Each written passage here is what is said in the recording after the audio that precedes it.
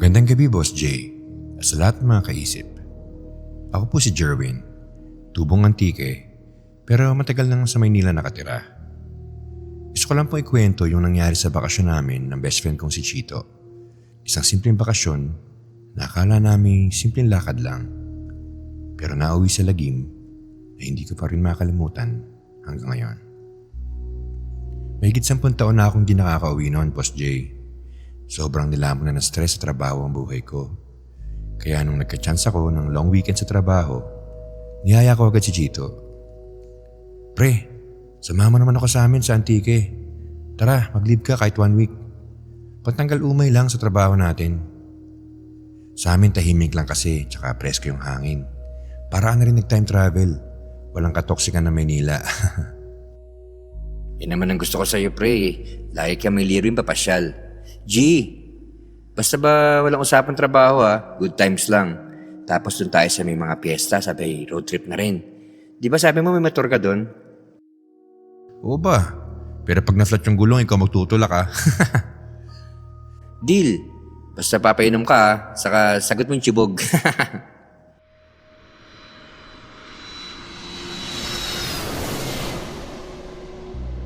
So bumiyahe na kami. Batang Maynila kasi si Chito, Boss Jay. Kaya paglapag pa lang namin sa terminal, manghang-mangha na agad siya sa kakaibang vibes ng probinsya. Pre, ang sarap nga ng hangin dito.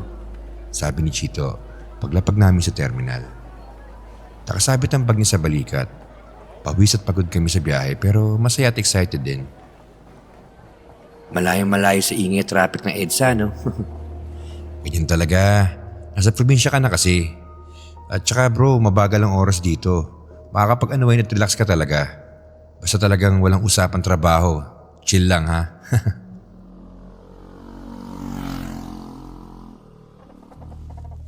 Pagdating sa amin, pinakilala ko agad si Chito sa mga magulang at pinsan ko. Nagpaluto agad ako kay nanay ng binabak at saka ginataang hipon. O mga anak, buti nakarating kayo bago magtakip silim. Sige na, kumain muna kayo. Mainit pa yung binabak at ginataang hipon. Wow, tita, grabe. Ang bango nito. Tsaka first time ko makakain nito eh. Oo, tikman mo. Galing pa yan sa palengke kanina. Wala yang katulad sa Maynila. Sige nay, dyan mo pa rin kami nadadala sa pagkain mo. Tita, pwede po bang magpa-second round agad? Ang sarap eh. Parang may magic. Naku, sige lang. Basta maghugas ka mamaya. Siyempre naman po na eh. Basta ba ganito kasarap ang luto eh.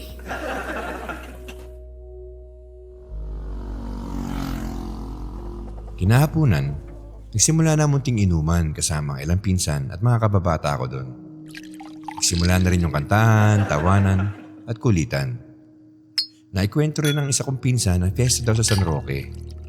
Sakto, matagal ko nang di nakikita si Makoy. Ang paborito kong pinsan. Konti lang kasi ang agwat ng edad namin, kaya madalas kami ang magkasama nung habang lumalaki pa kami. Nagkahiwalay na lang nung napadpad na ako ng Maynila. Kaya excited din akong dumayo at makifiesta. Sakto, makakapag-quick tour na rin kami ni Chito.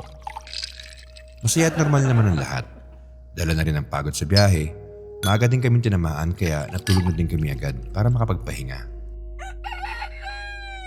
Nabukasan, napagpasyahan namin na dumayo sa San Roque para makifiesta. May kalayuan yung bayan na yon kaya inayos ko muna ang motor ko para siguraduhin nasa kondisyon. Natuwa naman ako dahil di naman napabayaan maski wala ako dahil biniling ko rin yun sa pinsan kong si Jek Jek. Pinapadya ko pa yung starter ng motor bago umandar. Oh, hawak ka mabuti ha.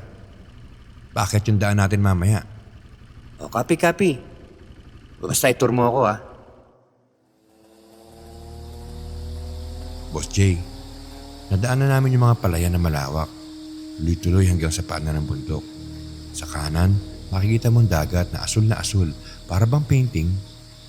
May ilang kalabaw na nakalubog sa tubig at may mga batang tumatakbo sa gilid ng kalsada na may hawak na mga yelong pinipiga sa plastic. Bro, dito ka lumaki? Oo pre, dito boring pakinggan, di ba? Pero dito talaga ako laging bumabalik-balik eh. Uy, ano ka ba? Hindi boring to.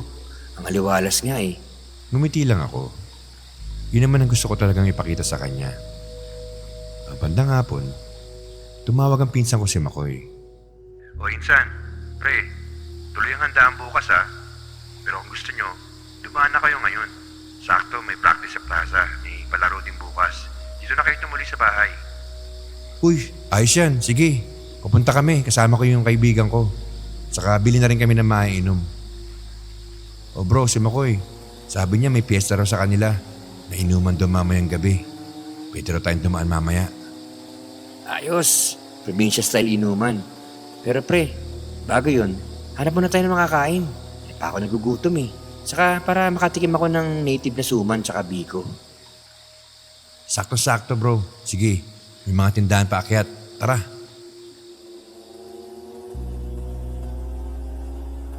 Pagdating namin sa paakyat, nadaanan namin yung isang maliit na tindahan. May bubong na pawid, saka may banig na nakasampay. At sa mesa, may mga bilao ng kakanin. Biko, kalamay, ibos, suman. Sa likod ng mesa, may tindera. Morena, tahimik. Pero yung ngiti, parang pamilyar. O tara bro, stop over muna tayo. Teka lang, parang ang bango ng kalamay oh. At ang ganda ng tindera pre. Eto ka na naman. O sige na nga, tigil muna tayo. Medyo nauhaw na rin ako eh.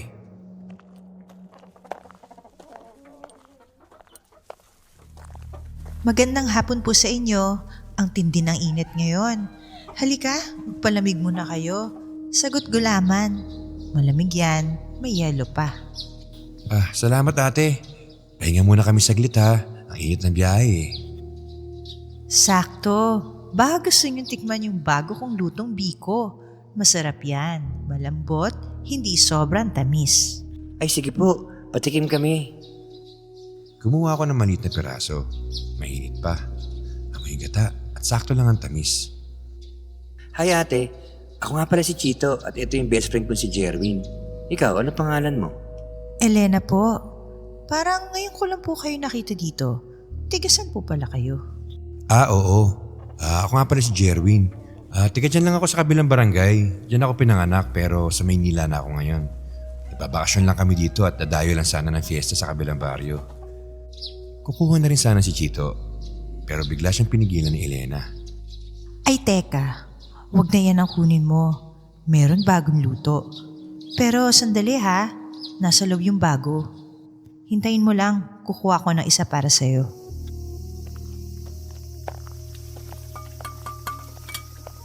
Pumasok siya sa loob. Narinig ko yung tunog ng sandok sa kawa. Amoy na amoy yung gata at asukal na niluluto. Tahimik ang paligid at tanging hangin lang at kuliglig na maririnig. Pagbalik niya, may dala na siyang maliit na binalot sa dahon.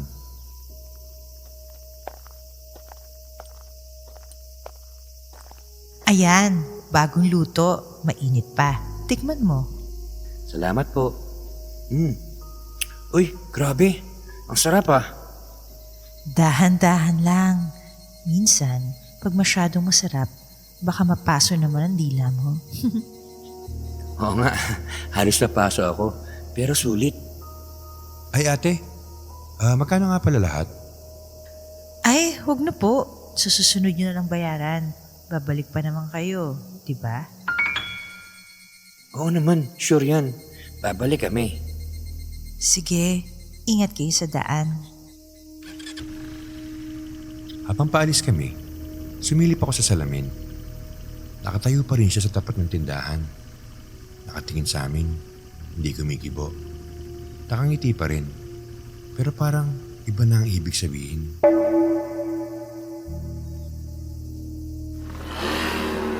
Pre, ang bait ng babae no? Parang gusto kong dumaan ulit mamaya. Sige ba, basta di tayo aabutin ng gabi ha. Baka di mo na siya makita pag madilim. Eh di bukas ulit. Ang sarap ng biko eh. Parang, ewan, basta may kakaiba. Hindi ko pa alam kung anong ibig niyang sabihin nun. Pero mula nung hapon na yon, Parang nag-iba na ang simoy ng hangin sa Antique.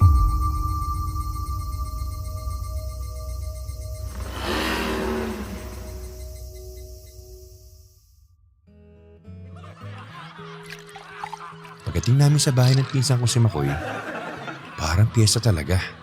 Kakanin, may inasal, may tuba. Si Chito, una sa tagay. Siyempre. Pero habang lumalalim ang gabi, napansin kong unti-unti siyang tumahimik.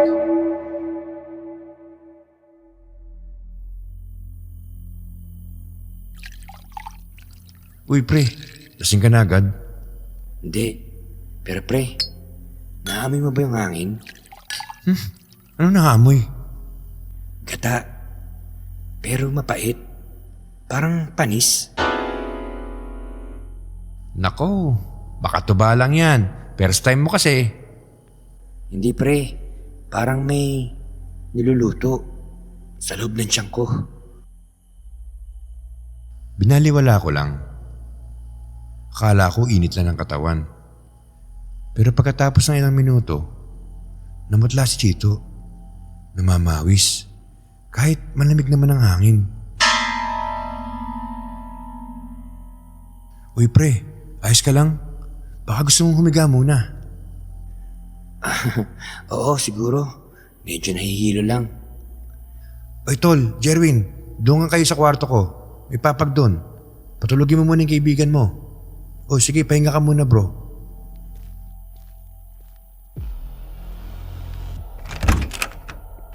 Pagdating sa kwarto, pinatay ko ang ilaw pero iniwan ko ang lampara sa tabi. Tahimik ang bahay. Tanging maririnig mo lang yung kuliglig at tunog ng tuba sa labas. Huminga si Chito sa papag pero hindi mapakali. Jerwin, bakit parang may mainit na dumadaloy sa braso ko? Baka sa sirkulasyon lang yan bro. Pagod ka lang sa biyahe. Relax ka lang muna. Hindi eh. Parang may dumidila sa loob ng balat ko. Ha? Anong ibig mo sabihin? Dito sa pulsuhan ko. Yung hinawakan niya kanina. Yung tindera. Tumayo ako at tinignan ng kamay niya. Boss Jay, may pulang linya sa pulsuhan niya. Manipis pero parang kagat ng insekto. Nilagyan ko ng pamahid na dala ni nanay. Pero parang mas lalo pang namula. Pagpabukas na natin to tol. Baka may alam si Mang Lando. Oh, sino yun? Si Mang Lando yung albularyo dito sa amin. Patanda na yun pero mabait. Kilala yun. Tsaka malamang matulungan ka niya. Sige, Jerwin. Kung sakali may mangyari, huwag mong iiwan tong bag ko ha. Tigil ka nga dyan. Okay na yan bukas. Sige tulog mo na yan. Bandang 10:00 ng gabi, bigla na lang siya nagising mula sa pagkakatulog. Malalim ang hinga niya, Boss Jay. Pawis na pawis, pero nakapikit pa. Babalik kayo. Babalik kayo. Hoy pre, gising ka ba? Naghihintay siya sa tindahan. Sino? Si Elena. Sabi niya, babalik kami. Hindi ako nakasagot.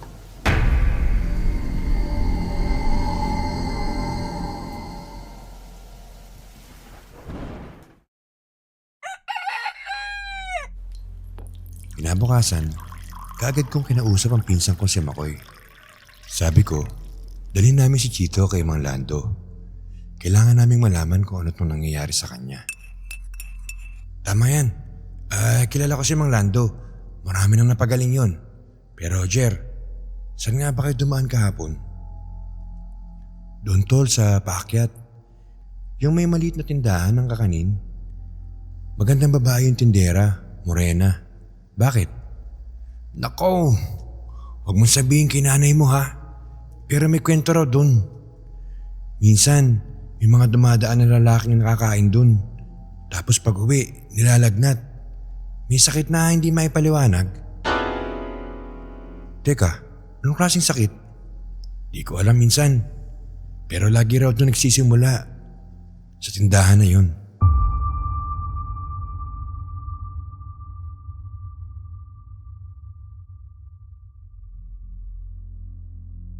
Hindi na ako nakipagtalo, Boss Jay.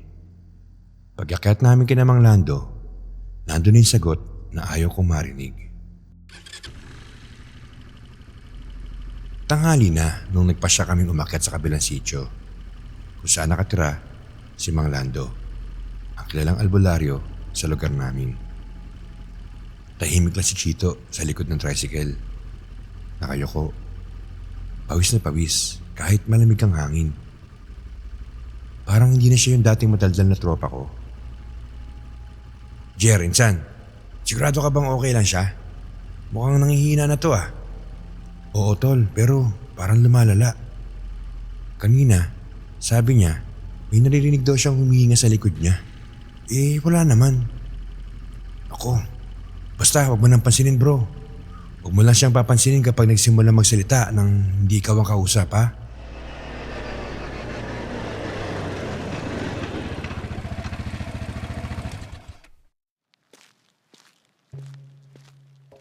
Pagdating namin sa bahay ni Mang Lando, amoy agad yung pinatuyong dahon at langis. Lumang bahay na kahoy at may palay na nakasabit sa pintuan. At sa gilid, may mga bote ng langis na may mga dahon sa loob. Magandang hapon. Sinong may karamdaman? Siya po, Mang Lando. Makaibigan ko. Bigla na lang pong nilagnat kagabi. Nilalamig. Pero sobrang init ng katawan. Para daw may humahaplos sa balat niya. Sige, pasok kayo. Ihiga mo na siya muna dito. Pinahiga namin si Chito sa papag. Tahimik lang siya. Pero ramdam mo may bumibigat sa loob ng bahay. Si Mang Lando, tahimik lang din. Kumuha siya ng boteng may langis. Binuksan at tinampot ang dahon ng bayabas. Basta, huwag kayong matatakot sa maririnig nyo ha. Hindi lahat ng mahina ang katawan ay dahilan sa sakit. Minsan, may nakakapit.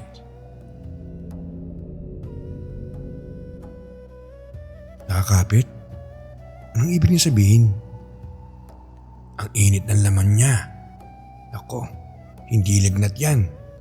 Parang may humihigop ng dugo niya habang tulog.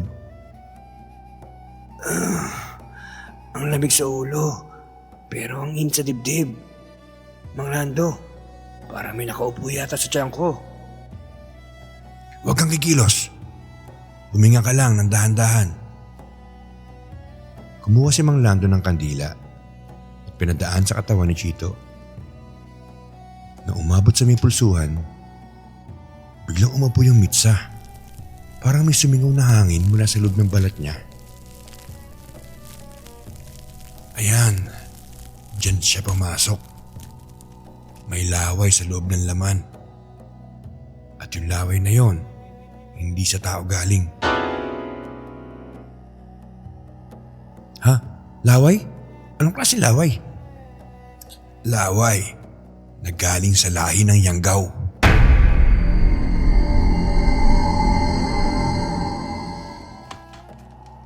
Yanggaw?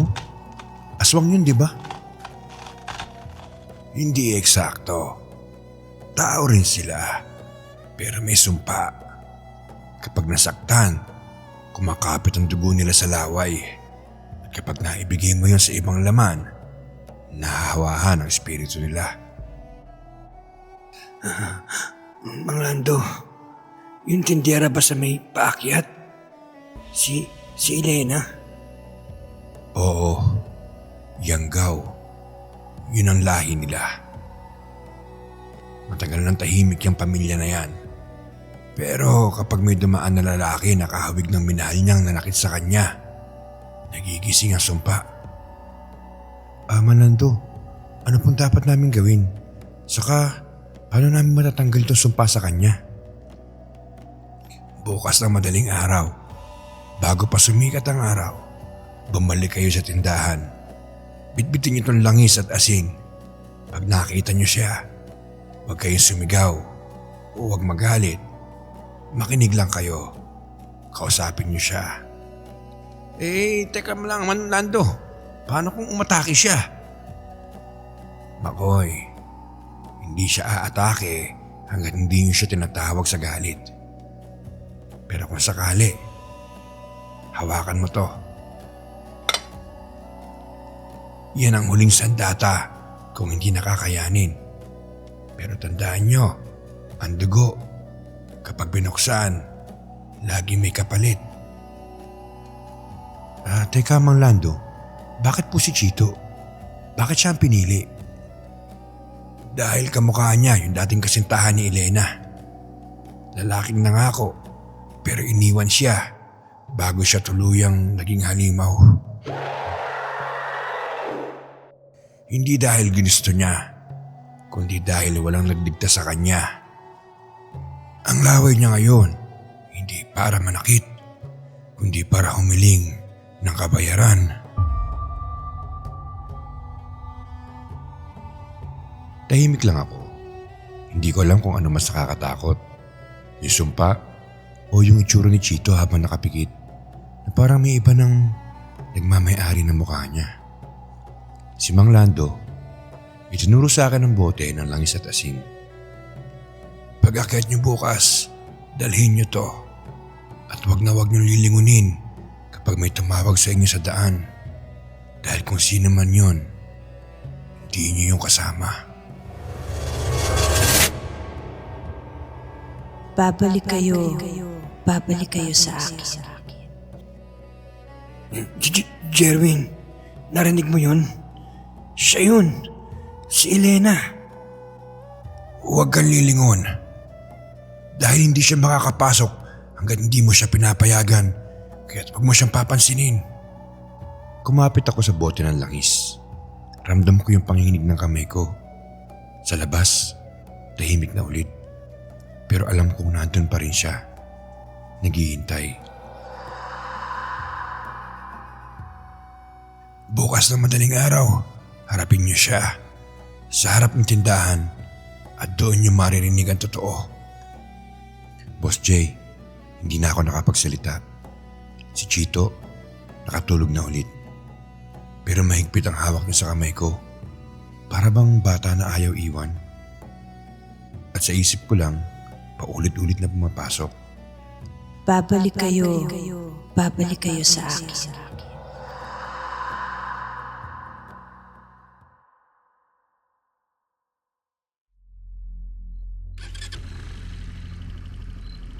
Madaling araw pa lang, gising na kami. Tahimik ang paligid.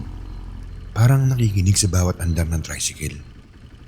Kasama ko si Makoy na nagmamaneho at si Chito sa likod. Maputla, pero gising. Hawak pa rin yung bote ng langis na bigay ni Mang Lando. Ang utos sa amin, harapin si Elena bago sumikat ang araw. Jer, insan, sigurado ka ba sa gagawin natin?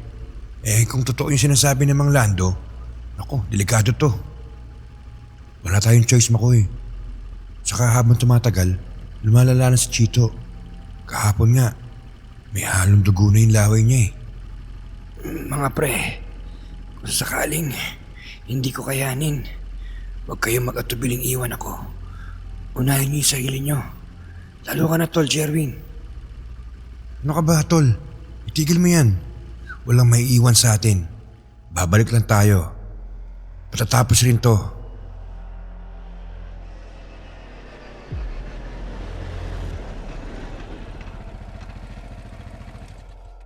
Pagdating namin sa paakyat, bumungad sa amin yung tindahan.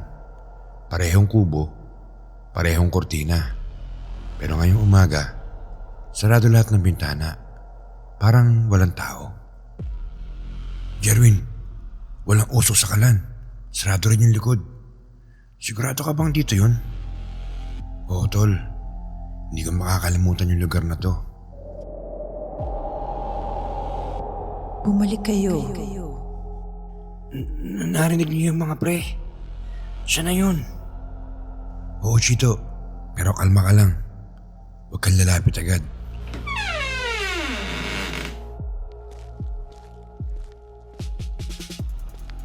Sabi ko naman, Babalik kayo. Ang aga nyo. Hindi ko pa nga nalilinis yung mesa. Diyos ko, ang putla niya.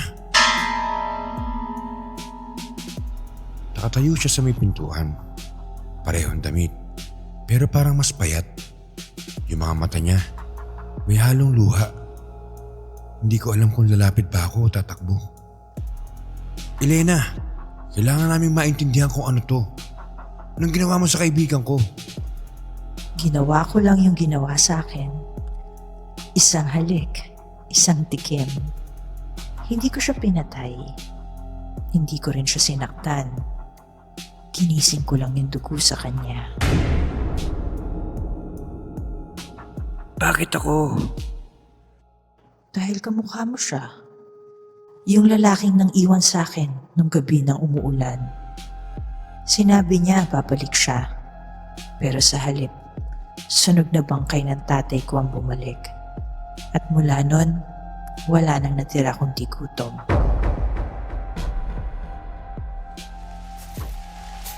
Lumapit siya kay Chito. Hindi siya naglalakad na normal. Parang tumudulas lang sa hangin. Inabot niya ang kamay, pero hinarangan ko. Huwag kang lalapit sa kanya! Hindi ako mananakit. Gusto ko lang maramdaman ulit yung tao. Hindi yung sumpa. Binuksan ko ang bote ng langis. Inihagis ko sa hangin sa pagitan namin. Biglang umusok. Amoy nasusunog na nyug. Napalayo si Elena, pero hindi siya sumigaw. Hindi ko siya gusto saktan. Gusto ko lang tapusin yung sakit. Araw-araw, naririnig ko yung tinig niya sa ilalim ng balat ko. Babalik ako, pero hindi siya bumalik. Jer, baka kailangan niya lang patawarin. Mula sa malayo, narinig namin ang isang sigaw. Si Mang Lando. Gamitin niyo na ang asin! Ngayon na! Kinuha ko yung asin at binuhos sa paligid niya. Sumigaw si Elena, pero hindi dahil sa sakit. Parang tila sa wakas nakahinga siya. Salamat. Sabihin mo sa kanya, hindi ko siya sinumpa. Minahal ko lang. At kahit kutob pa rin ako, busog na ako ngayon.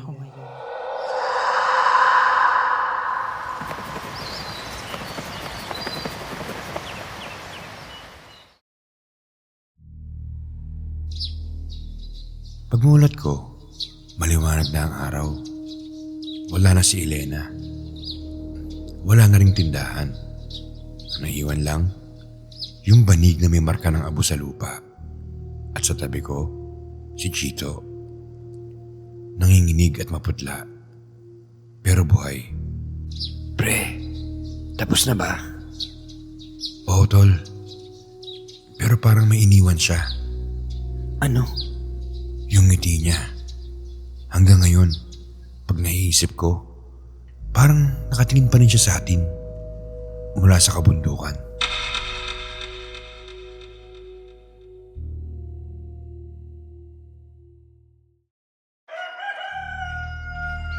Pagkatapos ng gabing yun sa tindahan, matagal bago ulit ako nakatulog. Tahimik na si Chito buong magdamag. Pero nang magising kami kinabukasan, ibang-iba na siya. Maputla pa rin, pero maliwanag na ang mata niya. Para bang galing sa matagal na panaginip. Oh pre, ayos ka na ba? Akala namin kagabi. Okay na ako, Makoy. Ayos na. Wala na yung bigat sa dibdib ko. Parang gumaan lahat. Bumaba kami ni Makoy para magpasalamat kay Mang Lando. Sabi niya, hindi lahat na naaalihan ay dapat gamitan ng dahon at dasal. Minsan, kaunting pakikinig lang daw ang kailangan. Ang sumpa ng lahi ng Yanggaw ay hindi laging dahil sa galit. Madalas, lungkot lang na hindi nakahanap ng kapatawaran. Kapag pinakinggan mo sila ng walang takot, minsan, kusa silang bumibitaw. Ganun po ba? So, tapos na po yung sumpa kay Chito? Oo. Pero tandaan mo, Jerwin, ang mga sugat sa espiritu ay hindi agad naghihilom. Kahit gumaling man siya, may bahagi na ng alaala.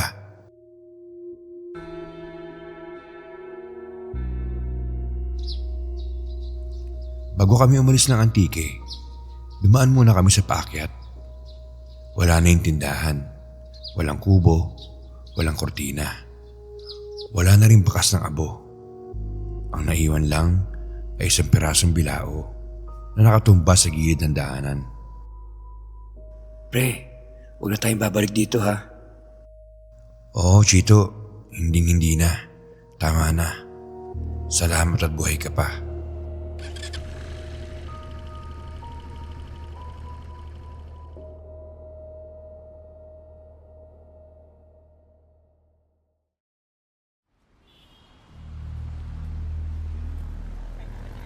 Pagbalik namin sa Maynila, bumalik na ang lahat sa normal.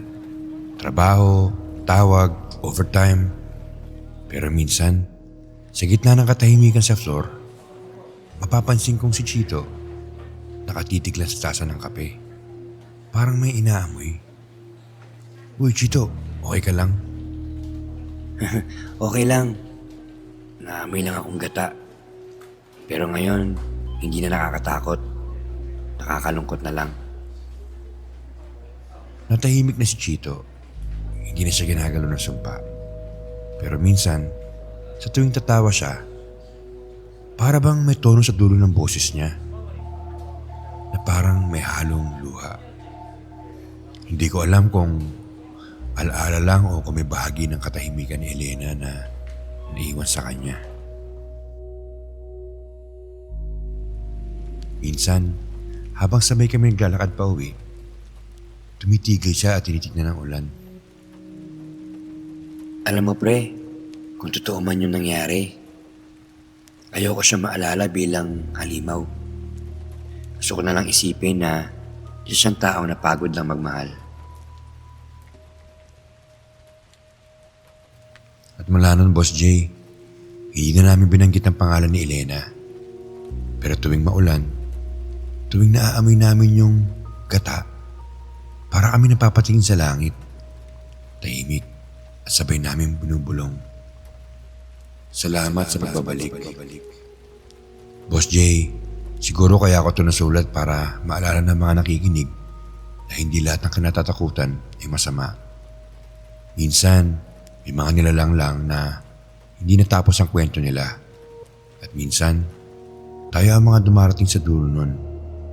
Mga napadpad lang, pero piniling makinig. Maraming salamat, Boss Jay, sa pagbasa ng kwento ko and more power sa isip na ligaw horror.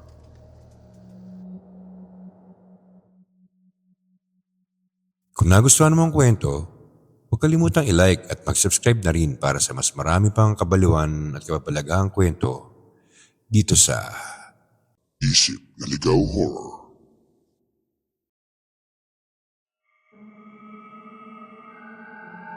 May nakakakilabot na kwento ka rin ba o karanasan na mahirap ipaliwanag?